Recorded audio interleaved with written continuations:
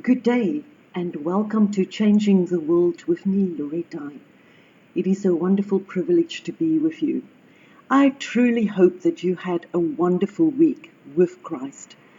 We talked over the last few weeks about sitting at God's feet and seeking Him and making sure that you don't move out of His will. And I hope that you've experienced the peace that comes with doing that, with seeking God, with sitting at His feet, and to seek His will for your life in all things.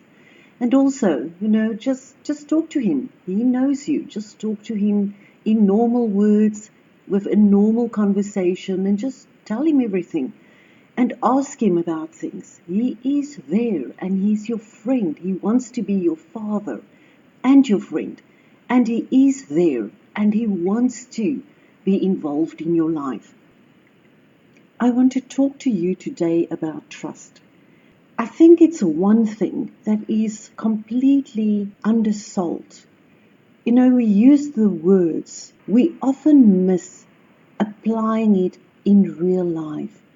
And I think a lot of things that we learn and read about in the Bible, it is similar.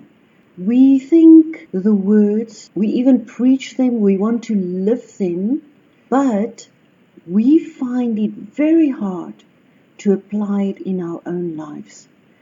And I want to focus today on applying it in your real life and what is necessary and what does it actually mean if we say you have to trust God.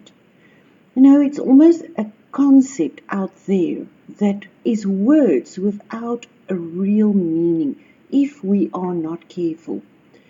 And I've learned that people really battle to trust God. They will say, I must trust God. They will say, I am trusting God, or more easily to other people, just trust God, but they don't apply it to their own lives. You would also hear things like that trust is earned and you must trust your partner. You must trust the people you work with. The word trust is used very easily. When I give training to counselors, I normally tell them, and just bear with me here, because I actually do this to challenge their way of thinking. So I will say to them that trust is not real. Trust is only hope, because we have no control over other people's lives and actions and choices. It is easy to say we trust somebody, but what we actually mean is that we hope that they will do what we want them to do, what we believe is the right thing to do, or what is best for us. And then we transfer this word hope to the word trust, and we say, I trust that person. But it's an illusion, because you can't know what someone else is thinking or what they are going to do. Now, if that is true, then where does that leave us? And we will look at trust and the concept of trust by looking at the life of Jonah. And yes, we need God to be the one to build our lives. We know that we can't without Him. Then why is it so difficult to trust God? And Jonah is a very good example in the Bible of someone that didn't trust God. We've got actually many stories in the Bible of people that didn't trust God. But Jonah is a very clear example of someone not trusting God and what happened when he didn't trust God. Now, the story of Jonah, you have to understand the context. He was told by God to go to the city Nineveh and to tell them and preach to them about God, that they will turn to Him and accept Him as their God. This is interesting because Nineveh was not a part of Israel. It was part of Assyria, a long-time enemy of Israel. And they weren't only against Israel, they worked actively and fought against them. And they were very cruel with people when they fought against them. In Nahum, we get the answer to why God is so angry at Nineveh. Nahum 3 verse 1 says, "Woe to the city of blood, full of lies, full of plunder, never without victims." Nahum was a city of violence, known for its brutal treatment of those it conquered. The final verse of Nahum's book emphasizes the violence of the Assyrians in the form of a rhetoric question. And this is in Nahum 3 verse 19. "Who has not felt your endless cruelty?" And we see that Nineveh, in other words, was a place to fear. In the time of Jonah, God sends Jonah to them to turn from their ways and turn to Him. And here we see God's great mercy, that He will give people that are extremely cruel and bad people a chance to turn to Him, turn away from their ways, and to choose Him and to choose to do the right thing. Now you can just imagine, God is telling Jonah to go to the Assyrians, specifically the Ninevites, and tell them to turn away from the cruelty and the things they're doing and turn to God. Now imagine if God told you to do that. I am sure that you will be afraid. It is not an easy thing that God is asking Jonah to do. And not only does he fear for his own life, but he also feels they don't deserve it. It would be in modern times like God would ask you, for example, for a Jew to go to Hitler and tell him to turn away from his ways and turn to God, or to go to the rebel in North Uganda that is kidnapping children and cutting off people's hands, very much the same things that the Ninevites did. And one of those people in Uganda, if God tells them to go to the rebel and tell him, stop doing this and turn to God, you will fear for your life, and you will also feel, but look at all the horrible things he's done. How can God give him another chance? And that is exactly what Jonah did. And Jonah decided that it is better and easier to turn away and run away from what God asked him. And he decided to flee to Tarsus. And he got onto a boat. And in Jonah 1 verse 3, it says, "But Jonah tried to run away from the Lord. He went to Joppa and found a boat that was going to the faraway city of Tarsus. Jonah paid money for the trip and went on the boat. He wanted to travel with the people on this boat to Tarsus and run away from the Lord." Often we turn away from God's will, and we want to run away from God. But the reality is that it is impossible. You can't run away from God. After the next song, we will come back and look at the consequences of trying to avoid God, trying to run away from God and from God's will for you. We are talking about trusting God and how difficult it is to trust God. Romans 8 verse 28 teaches us, "We know that in everything God works for the good of those who love Him. These are the people God chose because that was His plan." If you are a child of God, He promises us that everything will work for the best. And still we find it so hard to trust God. If we look back at Jonah, when he was on the boat and trying to flee from God, God sent a big storm. And I want to read for you what happened next. In Jonah 1 verse 7, then the men said to each other, we should throw lots to find out why this is happening to us. So the men threw lots. The lot showed that the troubles came to them because of Jonah. And in verse 8, then the men said to Jonah, it is your fault that this terrible thing is happening to us. Tell us, what have you done? What is your job? Where do you come from? What is your country? Who are your people? In verse 9, Jonah said to them, I am a Hebrew. I worship the Lord, the God of heaven, who made the land and the sea. And in 10, Jonah told the men he was running away from the Lord. The men became very afraid when they learned this. They asked Jonah, what terrible thing did you do against your God? And then in verse 12, Jonah said to the men, I know I did wrong. That is why the storm came on the sea. So throw me into the sea, and the sea will become calm.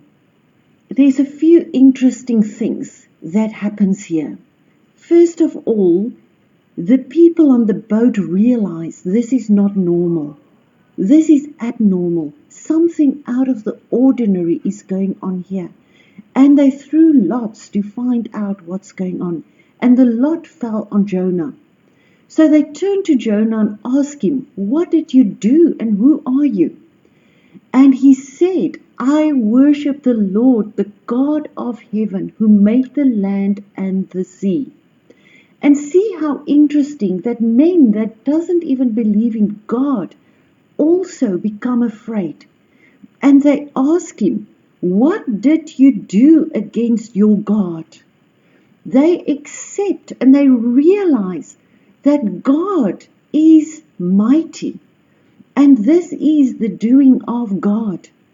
And even although they are not believers, this becomes a sign that God is true and God is real.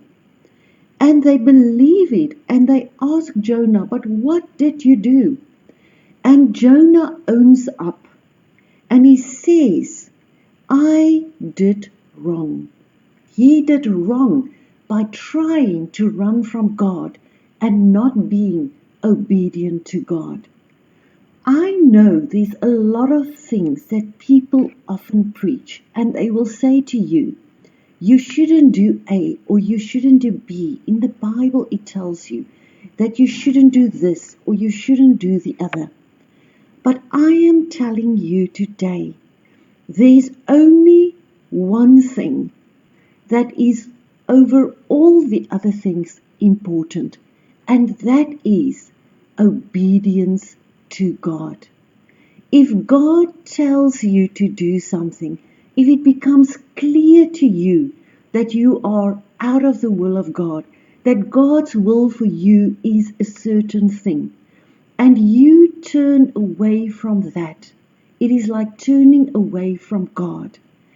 And that is the worst thing you can do. A direct disobedience to God. And I want to put something else out there in this moment. A lot of people don't want to hear what God says. They don't want the relationship with God. They don't want to sit at His feet for fear of what He might ask them to do. And that is also a direct rejection of God. That is also a form of being disobedient and turning away from God, and basically running away from Him. You see, the consequences is that God will take us to the place He wants us to be, but He will take us the long route. And if you truly stay stubborn and disobedient, you will lose Him. You will lose His presence. You will lose His peace. And you will lose that He will talk to you. So either you listen to God and you trust Him, or He takes you the long route, the difficult route to where He wants you to be, or you will eventually be in the desert without God. In actual fact, it makes it a no-brainer that we should choose God every day from the start without prerequisites, without hesitation.